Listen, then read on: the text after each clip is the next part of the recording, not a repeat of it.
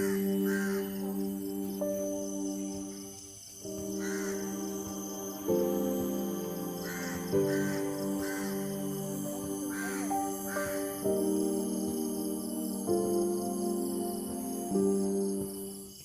good morning. Okay, so sekarang kita orang plan nak pergi hiking Bukit Gasing untuk kali yang ketiga.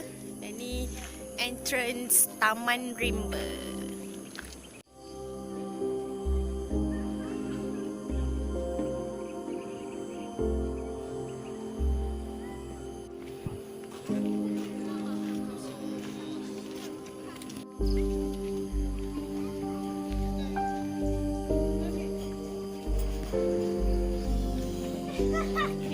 Cringe.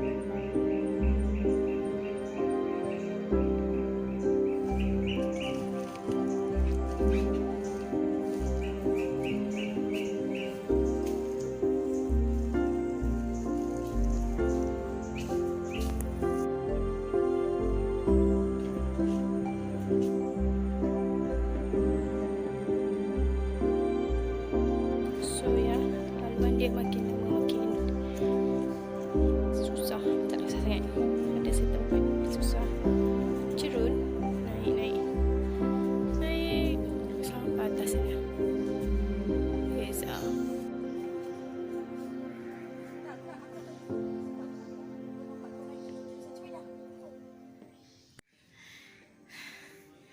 Dia memenatkan sebab laluan dia semua yang macam bercerun, menaik macam tu, tahu tak? Laluan dia semua bercerun.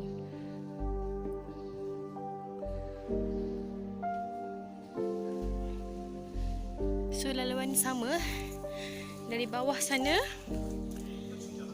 sampailah ke atas ni. Ni still lagi sampai ke atas sana.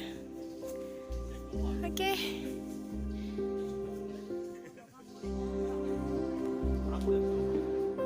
Let's continue.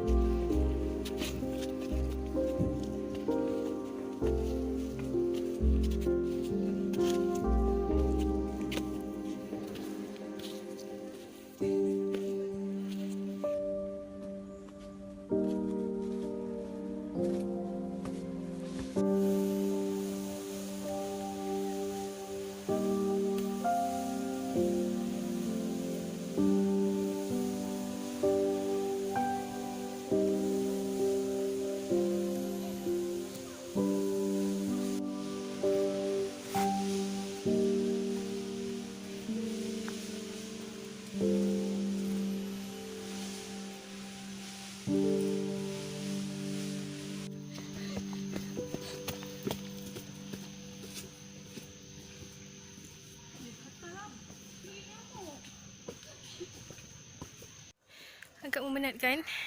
Ini okey, jalan dia menurun. Turun lagi. Nanti dekat sana tu kita dah nak kena naik. Okey.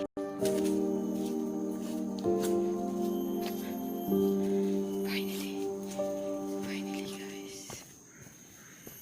We are waiting for Ijah. Tak tahu dia ke mana. Tak sampai-sampai lagi. Ijah, where are you? Itu dia. Finally. Tahniah Ijah. Tahniah Ijah. Ijah, dengan sikit muka yang berpeluh. Oh my god. Cuba kita selfie. Selfie yang video. Cepat.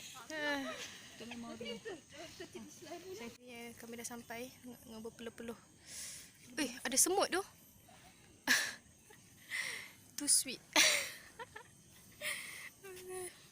Nah, yang Sampai lagi dulu. rehat dulu. Duduk. Kita orang